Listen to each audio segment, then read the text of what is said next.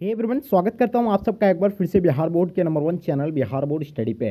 जी दोस्तों, यानी आज के क्लास में हम लोग कवर करेंगे इंटरमीडिएट एग्जामिनेशन 2023 यानी 2023 के एग्जाम के लिए हिस्ट्री का VVI short and long question को कवर करेंगे। आपको बता दें, इससे पहले हम लोग पार्ट 1 कवर कर लिए हैं। इस आज के क्लास में हम लोग यानी पार्ट 2 को कवर करेंगे।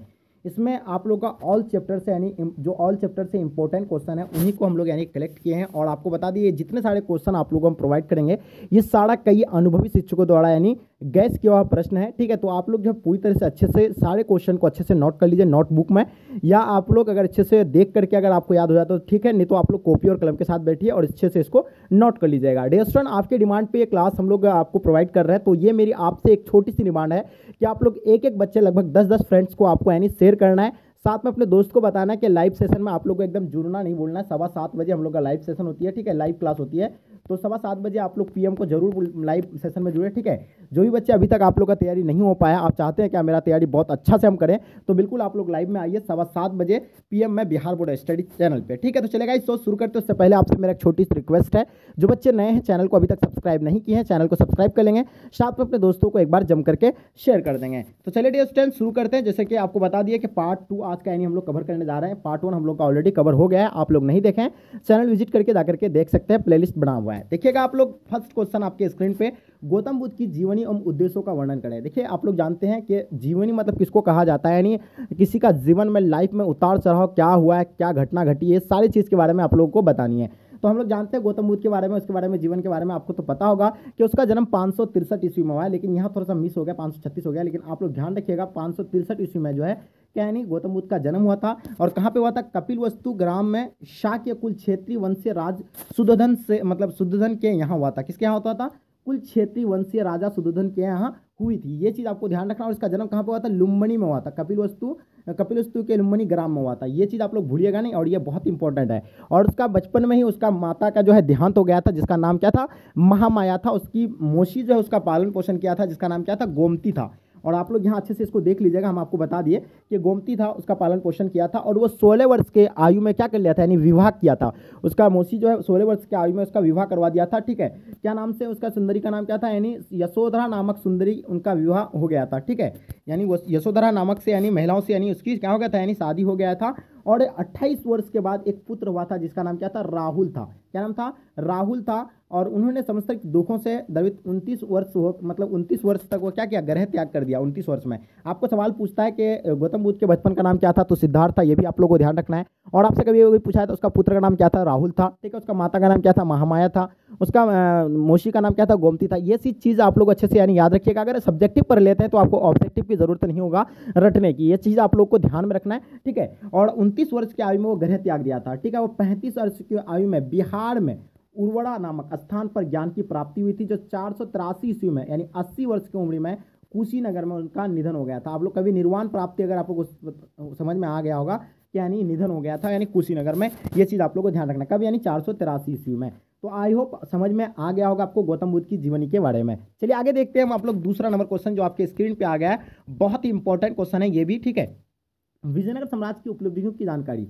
तो जैसे कि आप लोगों को पता होगा, विजयनगर का स्थापना हरिहर एवं बुक्का के द्वारा किया गया था। और कब किया गया था? यानी 1336 में किया गया था। ठीक है, तो इसमें आप लोग को साम्राज्य की उपलब्धि की जानकारी आपको देना। देखिए, विजयनगर या विजयों का शहर नाम का यानी नामक शब्द का शहर है और एक साम्राज्य, दोनों के लिए प्रयोग किया गया जाने वाला नाम था। ठीक है, तो विजयनगर या विजयों का शहर नामक शब्द एक शहर और एक साम्राज्य दोनों के लिए यानी प्रयोग किए जाने वाला नाम था।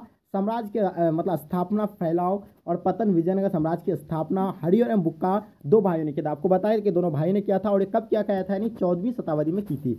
अपने चमत्कार पर यह उत्तर कृष्ण नदी, मतलब कि कहाँ तक उत्तर में कहाँ तक फैला हुआ है? कृष्ण नदी लेकर प्रायद्वीप से सुदूर दक्षिण तक यानी फैला हुआ है। और 1565 में इस पर जो आक्रमण इसे लूटा गया और बाद में यह उजर गया। जब 1565 में क्या हो गया था? यानी उजर गया था, इसको लूट करके लेके चले गया था। हालांकि 17वीं 18वीं शताब्दियों तक ये पूरी तरह से यानी विनष्ट हो गया, यानी पूरी तरह से यानी खत्म हो गया था। फिर भी इसको कृष्ण तुंगबरदा द्वाब क्षेत्र के निवासियों की स्मृतियां में ये जीवित रहा। यानी फिर भी जो है तुंगभद्रा नदी के कृष्ण तुंगभद्रा द्वाब क्षेत्र में थोड़ा सा बचा हुआ था निवासी, वहाँ के नाम से ये भी थोड़ा सा मतलब क्या यानी बचा हुआ रहा, जिसको यानी हम्पी के नाम से हम लोग जाने गए। और हम्पी क्यों जाने गए थे ये भी आप लोग को पता होना चाहिए कि वहाँ जो था यानी मात्र चंपा देवी, चंपा के देवी के नाम से भी वो जो यानी था, और इसलिए लोग जो है यानी हम्पी के नाम से यानी क्या याद रखा। और इसका नाम मतलब क्या अभिप्राय यहाँ की स्थापना मात्र देवी चंपा देवी के नाम से हुआ था। इन मौखिक परंपराओं के साथ यानी पुरातात्विक खोजों, स्थापत्य के नमूने, अभिलेखों तथा अन्य दस्तावेजों ने विजयनगर साम्राज्य को यानी पुनः खोजने में विद्वानों की सहायता की। ठीक है, तो आई होप इसके बारे में भी आप लोगों को पूरी तरह से समझ में आ गया होगा विजयनगर के बारे में। चलिए आगे देखिएगा, तीसरा क्वेश्चन बहुत ही इंपॉर्टेंट क्वेश्चन है, सांची क्यों महत्वपूर्ण है। तो ये भी आप लोगों के लिए बहुत इंपॉर्टेंट क्वेश्चन है, और आप लोगों को पता होगा सांची कहाँ पर स्थित है, मध्य प्रदेश के रायसेन जिला में स्थित है। ये भी आप लोगों को कभी कभी पूछ लेता ऑब्जेक्टिव में। ठीक है, आगे देखिए ये आखिर महत्वपूर्ण क्यों था। देखिए सांची का स्तूप प्राचीन भारत की स्थापत्य कला का अद्भुत नमूना है। ये पहाड़ी पर स्थित है। यह स्तूप एक मुकुट सा दिखाई देता है। कैसा दिखाई देता है? एक मुकुट की तरह दिखाई देता है। ठीक है, ताज की तरह सांची का स्तूप। और यह सांची के स्तूप बौद्ध धर्म के इतिहास लिखने हेतु पर्याप्त जानकारी मिली है। सांची स्तूप बौद्ध धर्म में महत्वपूर्ण केंद्र रहा है। देखिए सांची का स्तूप जो है किसके लिए? बौद्ध धर्मों के लिए क्या रहा है, यानी केंद्र रही है, और ये जो इसलिए यानी महत्वपूर्ण था। ठीक है, चलिए आई होप इसके बारे में भी आपको समझ में आ गया होगा। अब बात करते हैं गांधी जी ने चंपारण सत्याग्रह क्यों शुरू किया गया था।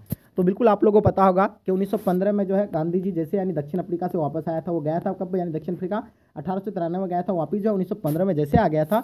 तो देखिए गांधी जी चंपारण समझ रहे आप लोग, अपना बिहार में। ठीक है, चंपारण एक जिला है, वहाँ के किसानों पर अत्याचार होता था। जो नील की खेती होती थी, वहाँ के नील खेती यानी तिनकटिया पद्धति लागू कर दिया था नील की खेती में। ठीक है, ज़्यादा कर वसूलते थे, वहाँ के किसान जो काफ़ी परेशान थे। तो जैसे दक्षिण अफ्रीका से महात्मा गांधी आया था, तो एक मतलब किसान था जिसका नाम था, मतलब अभी नाम उसका हम भूल रहे हैं।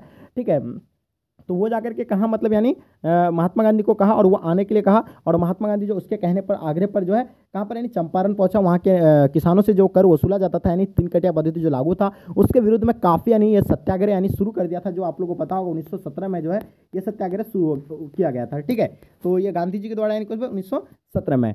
चलिए, तो ये देखिए चंपारण बिहार में यूरोप के व्यापारी किसानों ने नील की खेती कराते थे, और उनके ऊपर अनेक प्रकार के अत्याचार करते थे। उन्हें उत्पादन की उचित मूल्य नहीं दिया जाता था। ठीक है, तिनकटिया का लागू दिया था, उसका उचित मूल्य उसको नहीं दिया जाता था। महात्मा गांधी अफ्रीका से अपने आंदोलन के अनुभव का प्रयोग चंपारण करना चाहते थे। राष्ट्रीय आंदोलन के किसानों का सहयोग पाने के लिए ऐसा करना आवश्यक था। तो गांधी जी चंपारण सत्याग्रह क्यों शुरू किया था, ये दोनों इसका महत्वपूर्ण कारण था। ठीक है, तो चलिए आगे देखिएगा आप लोग क्वेश्चन नंबर 5 कि गोलमेज सम्मेलन क्यों बुलाया गया था।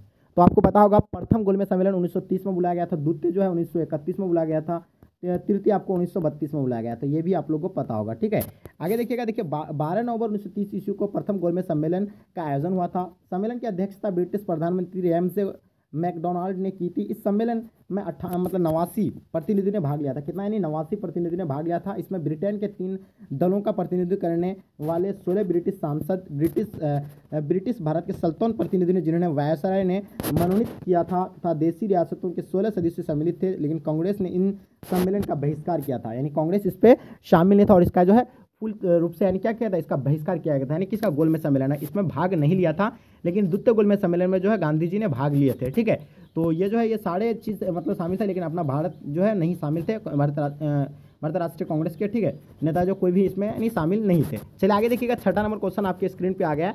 यानी क्या था, यानी छठा नंबर क्वेश्चन बहुत इंपॉर्टेंट है। कम्युनल अवार्ड सांप्रदायिक पंचाट क्या था। देखिए कम्युनल अवार्ड सांप्रदायिक जो है पंचाट, ये क्या है। ये 16 अगस्त 1932 में ब्रिटेन के प्रधानमंत्री मैकडोनाल्ड ने एक घोषणा की कि जो मैकडोनाल्ड निर्णय या सांप्रदायिक पंचाट के नाम से प्रसिद्ध है।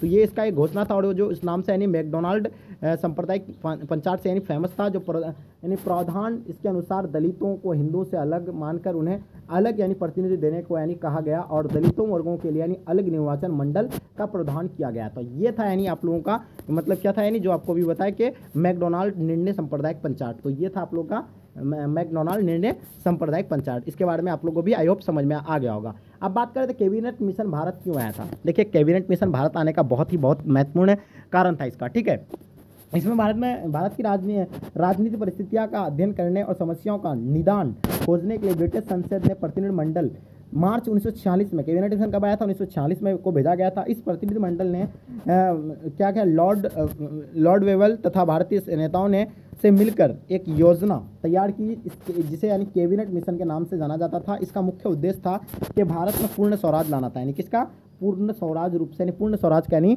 लाना था, इसलिए इसकी मिशन को जो है भेजा गया था, यानी कैबिनेट मिशन को। ठीक है, आगे देखिएगा क्वेश्चन नंबर 8 जो काफी इंपॉर्टेंट है, कलकत्ता नगर का निर्माण कैसे हुआ, यानी कलकत्ता शहर जो है कैसे बसा, इसके बारे में आप लोगों को पता होगा। पता है आपको 1757 में प्लासी की युद्ध हुई थी, जिसमें सिराजुद्दौला की यानी हार हुआ था। इसके बाद जो है ईस्ट इंडिया कंपनी ने एक ऐसा नया किला बनाने का फैसला किया जिस पर आसानी से हमला ना किया जा सके। कलकत्ता को यानी सुल्तानाती, कोलकाता और गोविंद, इन तीनों गांवों से को मिलकर बनाया गया, यानी कोलकाता को यानी किसके, यानी 3 गांवों से मिलकर बनाया गया।